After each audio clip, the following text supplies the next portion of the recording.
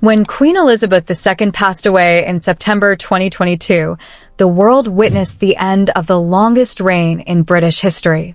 Millions watched the ceremonies, the processions, and the moment King Charles III officially became monarch. But behind the palace walls, another process quietly began, one that attracted far less attention but may prove just as important to history. Long after the cameras were gone, teams of archivists, historians, and royal staff faced an extraordinary responsibility. Decades of official papers, correspondence, speeches, briefing notes, and historical records had to be carefully reviewed, preserved, and organized for future generations. Every document represented a small piece of a reign that had shaped Britain and the Commonwealth for more than 70 years. Most of those records will never become newspaper headlines. Some will remain protected for years. Others may not be studied by historians for decades. Yet together, they raise a fascinating question. As more historical material is gradually examined over time, what new insights might future generations gain about Queen Elizabeth II's leadership, her family, and the monarchy she dedicated her life to serving? The answer may not lie in a single dramatic discovery. Instead, it may emerge slowly, page by page, letter by letter, revealing how one of history's most remarkable monarchs navigated moments of triumph, uncertainty, and profound change. Among those who understand the importance of preserving that legacy is King Charles III, a man who spent more than 70 years preparing for a role unlike any other. His transition from heir to sovereign marked not only the beginning of a new reign, but also the beginning of an enormous historical responsibility. How do you honor a legacy that defined an entire era while leading the monarchy into a very different future? That question has shaped nearly every decision made since Queen Elizabeth's passing. And as historians continue preserving the official record of her reign, one thing is becoming increasingly clear. The story of Queen Elizabeth II is far from finished. In many ways, history is only just beginning to understand it. When most people think about the British monarchy, they picture state banquets, balcony appearances, royal weddings, and ceremonies watched by millions around the world. Those moments become part of history almost instantly, captured by photographers, television cameras, and newspapers across the globe. But historians know that the true story of any reign is rarely told by public events alone. It is preserved through documents. Behind every historic speech stands an earlier draft. Behind every state visit are months of planning, official briefings, handwritten notes, correspondence between government officials, and carefully prepared records. These materials rarely appear on television, yet they become the foundation from which future generations understand the past.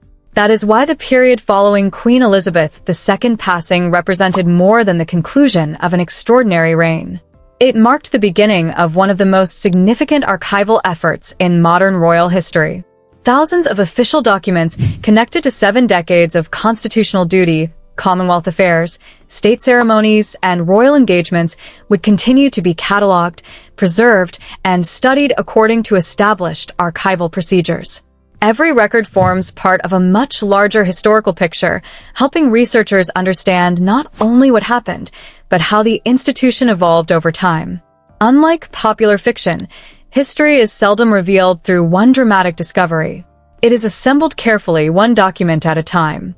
Archivists often compare their work to completing a massive puzzle whose final image cannot be understood until countless individual pieces have been examined. A single letter may explain an important decision. A briefing paper may provide valuable context. An official speech draft may reveal how carefully every public message was considered. None of these documents changes history by itself. Together, however, they create a richer understanding of the people who shaped it.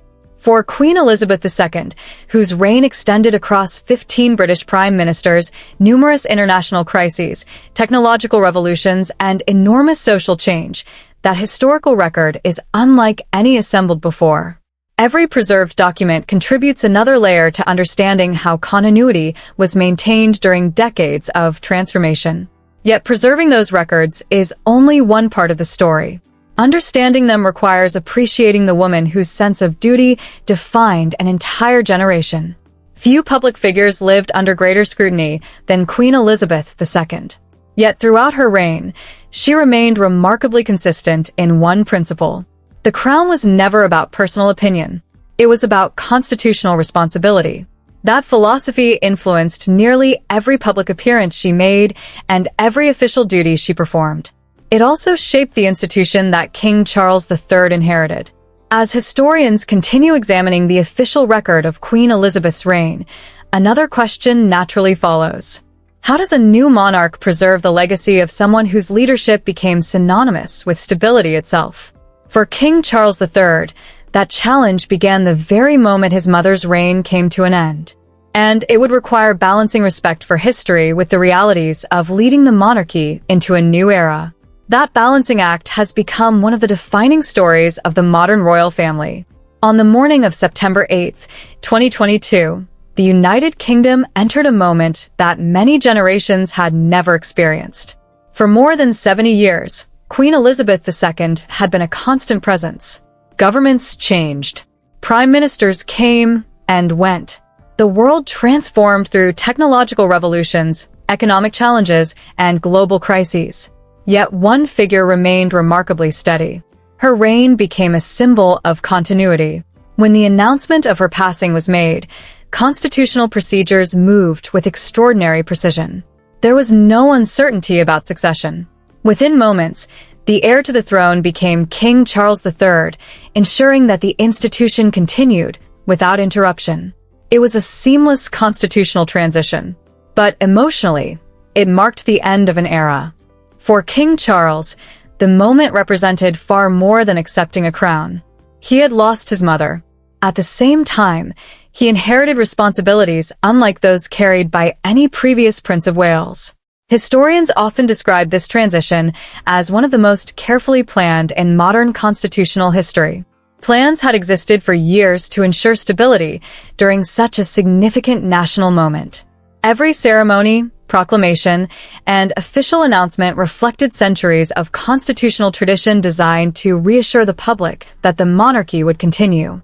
Yet behind every official event stood a deeply personal reality. The royal family was grieving. Like millions who had admired Queen Elizabeth throughout her lifetime, her children were saying goodbye to a mother whose influence extended far beyond public life.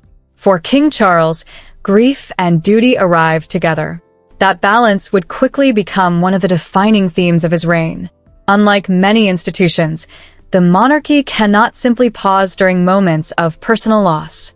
The responsibilities continue. State papers still require attention. Government meetings still take place.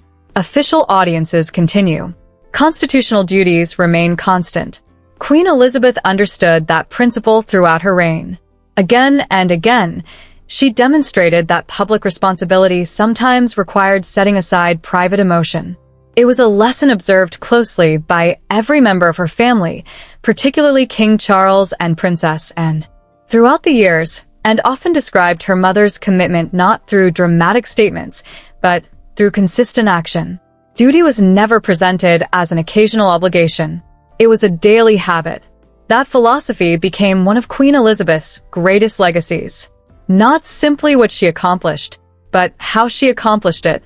As King Charles began establishing his own reign, he faced an unusual challenge. He was expected to preserve continuity while also introducing thoughtful change. The monarchy had entered a new chapter. Public expectations had evolved. Technology had transformed communication. Media scrutiny had intensified. Younger generations viewed royal institutions differently than those who had witnessed Queen Elizabeth's coronation in 1953. Leading the crown into that future required careful judgment. Every decision would inevitably be compared with the remarkable stability of the previous reign. Historians note that this is one of the greatest challenges any successor faces. How do you respect an extraordinary legacy without becoming permanently defined by it? The answer cannot be found in speeches alone. It emerges gradually through years of leadership, through consistency, through service, through the ability to earn public confidence over time. While the public naturally focused on coronations, ceremonies, and official appearances, another process quietly continued behind the scenes. Royal historians, archivists, and preservation specialists carried on documenting the transition itself. Today's records will become tomorrow's history. Future researchers will examine official correspondence, constitutional procedures, ceremonial planning, speeches, and government documents to better understand how Britain entered this new royal era. Just as historians today study the early years of Queen Elizabeth II's reign, future generations will one day examine the opening chapters of King Charles III monarchy. History is always being written, sometimes with cameras present, more often through careful documentation that remains unnoticed for years. And as those historical records continue to grow, another figure quietly remains at the center of that story: Princess Anne. While public attention frequently turns toward kings, queens, and heirs, and has continued doing what she has done for decades, serving without seeking attention, supporting the institution without demanding recognition. Perhaps that quiet consistency explains why historians increasingly regard her as one of the most important living witnesses to the modern history of the British monarchy, because she has observed every major transition from within. And that perspective may prove invaluable as future generations seek to understand not only how history happened, but how it was lived. In every generation of the royal family, one individual often becomes known not for dramatic speeches or headline-making appearances, but for unwavering reliability. For modern Britain, many historians believe that person is Princess Anne. She has never been the future monarch. She has rarely sought the spotlight. Yet over the course of more than 5 decades of public service, she has earned something that cannot be inherited through birth alone: respect. While public attention frequently shifted between royal weddings, constitutional debates, overseas tours, and changing generations, Anne maintained a remarkably consistent approach to royal duty. Year after year, she represented hundreds of charities, military organizations, educational institutions, and community groups, often completing more official engagements than almost any other working royal. Her commitment became so well known that royal commentators often described her as one of the hardest working members of the monarchy. Not because she spoke the loudest, because she showed up, again and again, through changing governments, changing public expectations, and changing generations of the royal family. That consistency did not happen by accident. It reflected lessons learned during childhood from Queen Elizabeth II and Prince Philip. Both parents approached public service differently, yet they shared one important belief: duty came first. Queen Elizabeth believed stability required discipline. Prince Philip believed leadership required preparation, and absorbed both philosophies. Those who worked alongside her have frequently commented on her attention to detail and meticulous preparation before public engagements. Every visit, every speech, every meeting reflected the same careful professionalism that had become a defining feature of her mother's reign. This quiet discipline rarely generated dramatic headlines. Yet over time, it built something far more valuable: trust. Trust from charities, trust from military organizations, trust from governments, and trust from the British public. That trust explains why Anne continues to play such an important role during one of the monarchy's most significant periods of transition. Following Queen Elizabeth II's passing, many observers naturally focused on King Charles III as he assumed the responsibilities of sovereign. But constitutional transitions involve far more than one individual. Every senior working royal contributes to maintaining continuity during moments of national significance. Princess Anne's role became especially visible during this period. She accompanied her mother's coffin on its journey from Scotland to London, later describing it as an honor and a responsibility she would always remember. Her public statement reflected both personal grief and deep appreciation for the support shown by people across the United Kingdom and the Commonwealth. It was one of the few occasions when Anne offered the public a glimpse into her personal emotions. Even then, her words remained measured, respectful, focused not on herself, but on her mother's lifelong commitment to service. For many historians, that moment captured Anne's character perfectly. She understood that public duty sometimes required immense personal strength. Today, as King Charles III continues shaping his reign and remains one of the institution's most experienced advisors through experience rather than formal constitutional authority. Having witnessed decades of royal history firsthand, she offers something increasingly rare within modern institutions: perspective. She remembers the early years of Queen Elizabeth's reign. She witnessed Britain's transformation across generations. She observed constitutional traditions adapting to modern expectations while preserving their essential purpose. That experience cannot be learned quickly. It is earned through time, through observation, through service.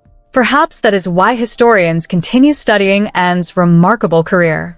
Not because she changed history through dramatic public declarations, but because she helped preserve stability while history unfolded around her. And as Britain's newest reign gradually develops its own identity, the lessons carried by those who experienced the previous era may prove more valuable than ever. Because every successful transition depends upon understanding the past before shaping the future. Every reign eventually reaches a defining moment, not because of a single speech, not because of one historic ceremony, but because a new generation begins asking a difficult question. How should the monarchy evolve without losing the traditions that have defined it for centuries? For King Charles III, that question is no longer theoretical. It is the central challenge of his reign. Unlike his mother, who ascended the throne at just 25 years old, Charles became monarch after spending decades observing every aspect of royal life. Few sovereigns in British history entered the role with more preparation, yet few inherited a legacy as significant. Queen Elizabeth II had become a symbol of stability across changing generations. Her leadership guided Britain through political transitions, technological revolutions, economic uncertainty, and moments of national celebration and mourning. That remarkable continuity earned widespread respect around the world.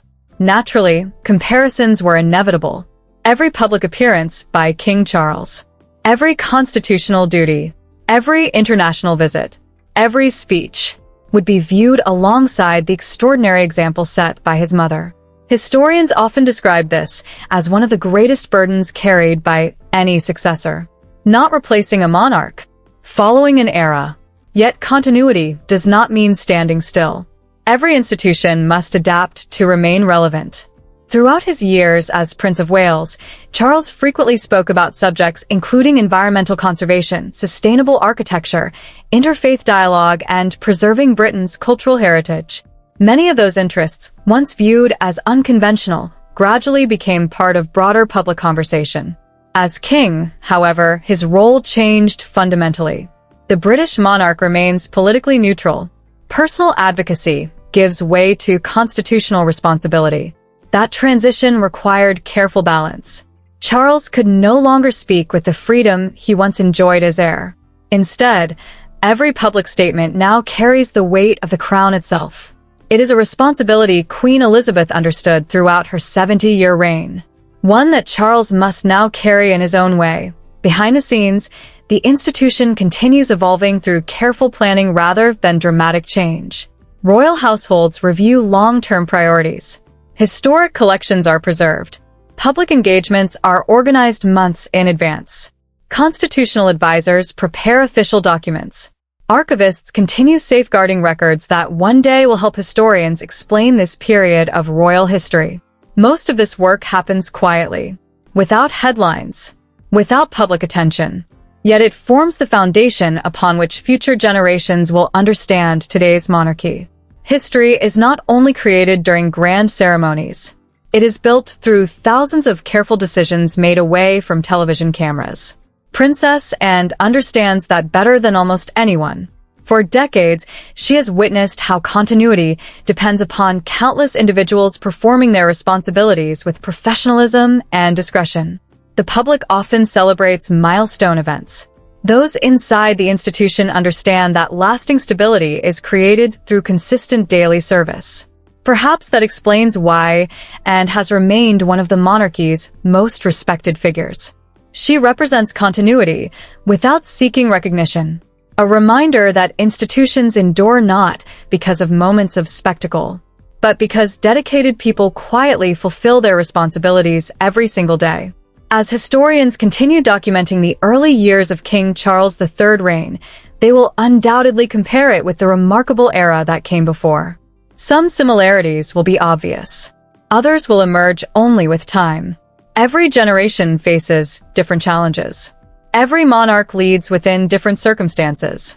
Yet certain values remain constant. Duty, service, stability, responsibility. Those principles connected Queen Elizabeth II's reign to the beginning of King Charles III. They also explain why Princess Anne continues to hold such an important place within the modern royal family. She serves as a living bridge between two historic reigns, a witness to Britain's recent history, and a reminder that while monarchs may change, the enduring purpose of public service remains remarkably constant. History often feels complete only after many years have passed. When Queen Elizabeth II ascended the throne in 1952, no one could have predicted that she would become Britain's longest reigning monarch, guiding the nation through 7 decades of extraordinary change. Her reign witnessed the transition from handwritten correspondence to instant global communication, from post-war reconstruction to the digital age, from a largely domestic monarchy to one observed every moment by audiences across the world. Today, historians continue examining that remarkable period with increasing depth. Official speeches, government papers, royal correspondence, photographs, public engagements, state documents. Together, these records form one of the most comprehensive historical archives ever associated with a modern monarch. Yet even thousands of documents cannot fully explain why Queen Elizabeth earned such lasting respect. That answer lies beyond official records. It lies in consistency. For more than 70 years, she fulfilled constitutional responsibilities with remarkable discipline, rarely allowing personal circumstances to overshadow public duty. Her approach established a standard that continues influencing the monarchy today. King Charles III now carries that responsibility forward. His reign will inevitably develop its own identity, shaped by different challenges, different expectations, and a rapidly changing world. While comparisons with Queen Elizabeth II will likely continue for many years, historians remind us that every sovereign ultimately writes a unique chapter in Britain's constitutional story. The true measure of any reign cannot be understood in its opening months, or even its early years. It is revealed through decades of service. Princess Anne's contribution reminds us that history is not shaped only by those who wear the crown. It is also shaped by those who quietly support the institution through unwavering commitment. Across thousands of engagements, charitable initiatives, military associations, and public appearances, Anne has demonstrated that influence is not always measured by titles or headlines. Sometimes it is measured by reliability, by professionalism, by earning trust over an entire lifetime. That legacy may become increasingly valuable as future historians seek to understand how the royal family navigated one of the most significant periods of transition in its modern history.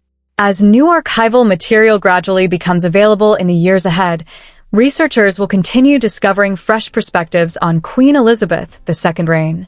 Not because history changes, but because our understanding of history continues to deepen. Every preserved speech, every official memorandum, every carefully cataloged document adds another piece to a much larger story. It reminds us that history is never built through one dramatic revelation. It is built patiently, through thousands of moments that together define an era. That may be the greatest lesson of Queen Elizabeth II's legacy.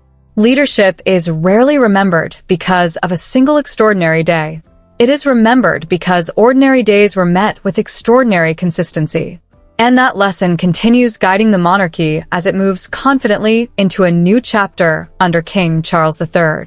The story of Britain's royal family is still unfolding.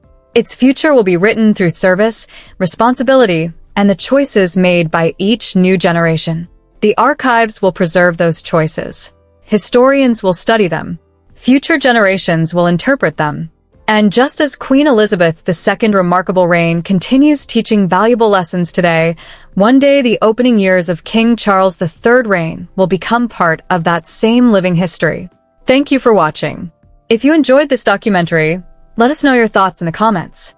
Which aspect of Queen Elizabeth II's legacy do you believe will have the greatest impact on the future of the monarchy? Don't forget to like, subscribe, and join us for more in-depth documentaries exploring the people, history, and traditions behind one of the world's most fascinating royal institutions.